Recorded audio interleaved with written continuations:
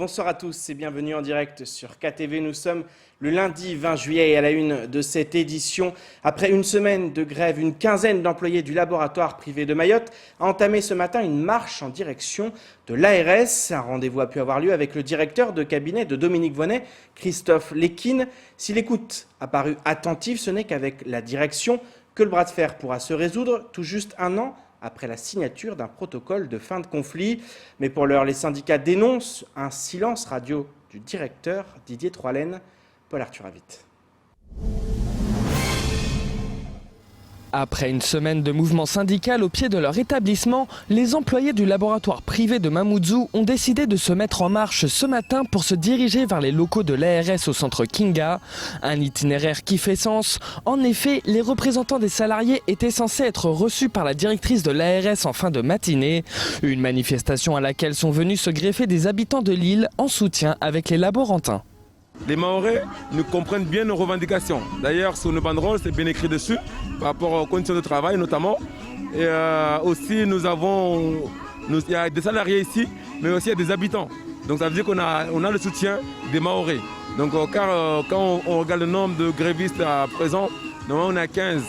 Donc là, on est plus de 15 dans ce petit cortège.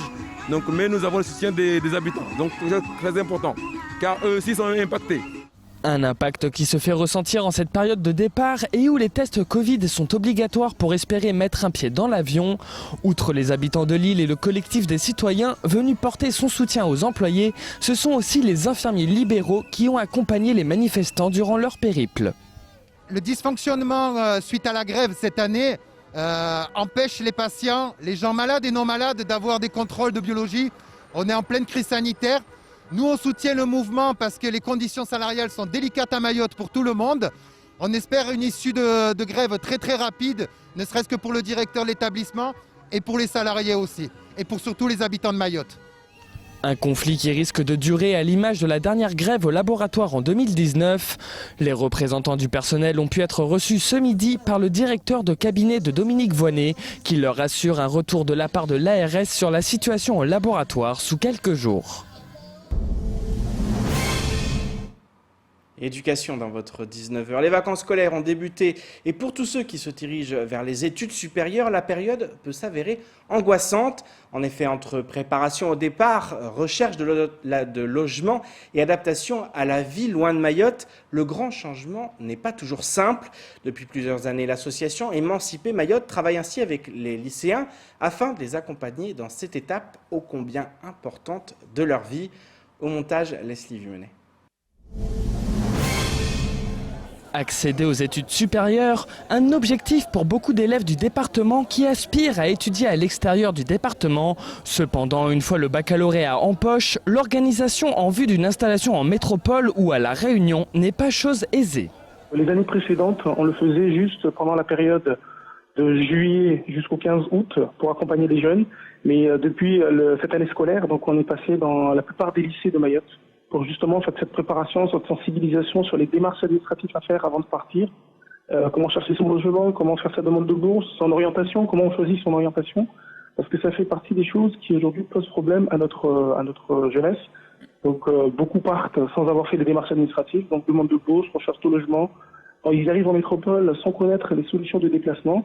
Donc nous, toute l'année, on a fait le tour des lycées et on a gardé notre forum de fin d'année du 1er juillet au 15 août, où on intervient dans tous les villages en partenariat, dans tous les villages et communes de Mayotte, en partenariat avec les associations qui accompagnent aussi ces jeunes, mais aussi avec les mairies directement. L'association Émanciper Mayotte travaille avec des associations en métropole ou à La Réunion qui prennent le relais sur l'accompagnement logistique sur place. En effet, qu'il s'agisse de transport ou d'hébergement, les élèves se retrouvent souvent livrés à eux-mêmes dans un environnement qu'ils ne connaissent pas. Aujourd'hui, ce qui ressort le plus, c'est le transport, parce que c'est la première étape. La première étape pour partir de Mayotte pour aller jusqu'à leur ville d'études, c'est de partir, de prendre l'avion, et beaucoup n'ont jamais pris l'avion. Donc ils arrivent en métropole, on leur dit, mais on leur explique un peu, arriver sur place, comment ils doivent se déplacer, quand ils sont à Paris, comment prendre le train. C'est tout de suite la première étape. Quand on arrive, c'est, voilà, je dois prendre le train, je dois prendre le métro, je dois prendre le tram, et ça, on ne connaît pas à Mayotte. Donc on essaie de les sensibiliser au maximum, on leur donne les applications, donc notamment celui de la RATP, celui de la SNCF, pour qu'ils puissent cibler leur trajet avant même de partir d'ici, pour qu'ils voient les difficultés, les différentes étapes qu'ils auront à passer avant d'arriver sur leur lieu d'études. Et la deuxième difficulté, c'est le logement. Parce que ici, ils sont chez leurs parents, ils ne connaissent pas toutes les démarches. Et nous, on les sensibilise là-dessus parce que ça fait les deux premières problématiques qu'ils vont rencontrer. C'est-à-dire quitter Mayotte pour arriver sur le lieu de résidence, leur lieu d'études. Et deuxième étape, se loger. Cet accompagnement est indispensable et se fait bien en amont du départ. Par la suite, l'association continue de suivre les élèves afin notamment qu'ils ne lâchent pas face au retard accumulé et aux exigences des études supérieures. Nous, au niveau de nos interventions, on travaille aussi sur la méthodologie de travail. Ça fait partie des choses qui posent problème au niveau de nos jeunes. Aujourd'hui, quand on va à l'école, du CP à la terminale, on va à l'école 12 ans. Malheureusement, sur notre territoire, chaque année, nous avons minimum 1 mois de grève où les jeunes ne vont pas à l'école. Donc en 2018, pendant 4 mois, les jeunes n'ont pas été à l'école. Donc un élève qui a fait toute sa scolarité à Mayotte a raté minimum 12 mois de cours par rapport à ceux qui sont en métropole. Quand une année scolaire dure 8 mois, cet élève a raté 1 an et demi de cours. Donc il arrive avec son bac à l'extérieur ou ici à Mayotte avec un retard par rapport au programme scolaire, par rapport au niveau scolaire. Donc nous, dans nos interventions, on met ça en avant en disant voilà la situation aujourd'hui. Maintenant, on essaie de travailler sur la méthodologie de travail. C'est-à-dire leur faire comprendre que ce soit ceux qui partent ou ceux qui restent, vous avez un gros travail à faire sur vous-même, sur la recherche, sur toutes les thématiques que vous allez aborder en études supérieures, parce que l'État ne va pas descendre le niveau scolaire, le niveau de ces programmes parce qu'on est en retard. Non, c'est à nous de rattraper le bateau. Chaque année, plusieurs étudiants du département se suicident en métropole. Pour mettre fin à ces drames, l'association Émanciper Mayotte multiplie les actions et solidifie son réseau. Un travail indispensable pour permettre aux jeunes Mahorais de réussir leurs études et de revenir sur l'île exploiter leurs compétences accumulées. Et tout autre sujet maintenant. Comme chacun le sait, à Mayotte, l'insécurité est un fléau qui n'épargne personne. Riches ou pauvres, jeunes comme anciens, tout le monde la vit de près ou de loin. Face à cette situation, des Mahorais ont décidé de lancer le challenge Mayotte Tour. La première édition a eu lieu hier entre Sada et Kanikeli. Le concept est simple, marcher ensemble contre l'insécurité afin que la libre circulation des personnes redevienne une réalité. Je propose d'écouter l'un des organisateurs qui nous parle de cet événement amené à se dupliquer. En fait, l'organisateur, c'est lui qui trace le projet, il met en place, on sait bien avant c'est quoi le trajet, comme là c'était prévu Sada-Kani, et en fait c'est pas une obligation, c'est chacun choisit son parcours en fait. Tu peux très bien marcher comme tu peux courir, et t'es pas obligé en fait de commencer au point de départ. Si c'est Sada, tu peux très bien commencer à Chirongi ou à Timkoa. Donc il n'y a pas d'obligation, c'est juste le geste en fait. Et il faut savoir aussi qu'il y a beaucoup de mobilisation concernant, par exemple, il y a des bus. Si tu es fatigué, tu peux prendre le bus. Tu n'es pas obligé de continuer, en fait. Il n'y a pas d'obligation. Tous les gens qui ont envie, il n'y a pas d'inscription. Tout le monde suit sur les réseaux les parcours, les points de départ. Et puis, vous venez et puis vous participez. C'est tout. Il n'y a pas d'inscription.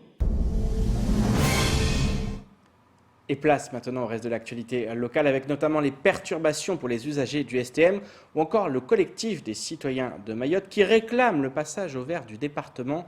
Au montage, Leslie Vimenet. Dans le but de s'adapter aux contraintes sanitaires actuelles en vigueur, la ville de Mamoudzou modifie ses modalités d'inscription pour la rentrée scolaire 2020-2021. Il est désormais possible d'inscrire ses enfants soit par rendez-vous téléphonique en semaine de 8h à midi et le vendredi de 8h à 11h en appelant le référent de la circonscription concernée au numéro qui s'affiche. Pour rappel, les habitants de Kaweni et de Mamoudzou sont rattachés à celle du Nord, ceux de Cavani et Mtsapéré à celle du Centre et ceux de Passamenti, Tsunzu et Veibe sont rattachés à la circonscription du Sud. Il est évidemment interdit d'inscrire son enfant dans une autre circonscription sans dérogation, quel que soit le motif. Pour ceux ne souhaitant pas se rendre sur place, il sera également possible de procéder aux inscriptions par email. Il faudra pour cela télécharger et remplir les documents disponibles à l'adresse suivante et les adresser à la circonscription de référence.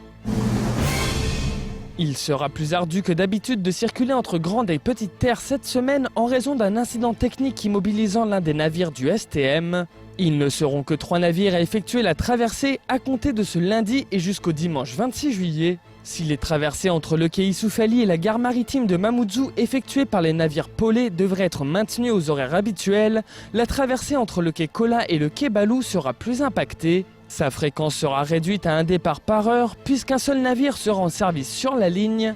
Le premier départ se fera à 6h15 pour une fin de service à 19h45. Le STM informe de ce fait sur les importantes perturbations à prévoir en ce qui concerne le trafic véhicule, notamment aux heures de forte affluence 6h-10h et 15h-18h. Le service demande aux utilisateurs de restreindre les traversées avec leur véhicule au minimum nécessaire. Dans une lettre ouverte adressée au Premier ministre, au ministre de la Santé, au préfet et à la patronne de l'ARS, le collectif des citoyens de Mayotte demande le passage au vert de Mayotte, la fin de l'état d'urgence sanitaire et l'arrêt de l'exigence de motifs impérieux. Pour les membres du collectif, la circulation du virus diminue, à l'instar du taux d'occupation en réanimation et de la détection de cas positifs Covid-19. Il reproche à l'État la garde de Mayotte sous cloche alors que d'autres territoires observent des indicateurs à des niveaux plus critiques concernant l'évolution de l'épidémie sans subir de mise à l'écart. Le collectif demande également la mise en place de toute urgence d'opérations de dépistage massif gratuits et sans ordonnance sur la voie publique ouvertes à toute la population et ce, afin d'appliquer les promesses du ministère de la Santé ainsi que les recommandations de l'OMS. Et depuis aujourd'hui, partout en France, le port du masque est obligatoire dans les lieux publics clos. C'est évidemment dans les commerces que l'obligation de porter un masque est la plus difficile à faire respecter. Si la mesure rassure certains, nombreux sont les commerçants contraints de faire la police. Plusieurs enseignes n'ont néanmoins pas attendu la nouvelle réglementation pour imposer le port du masque dans leurs boutiques. Dans certains magasins métropolitains, des masques gratuits sont même mis à la disposition des clients qui n'en ont pas. Un reportage réalisé par nos confrères de TF1.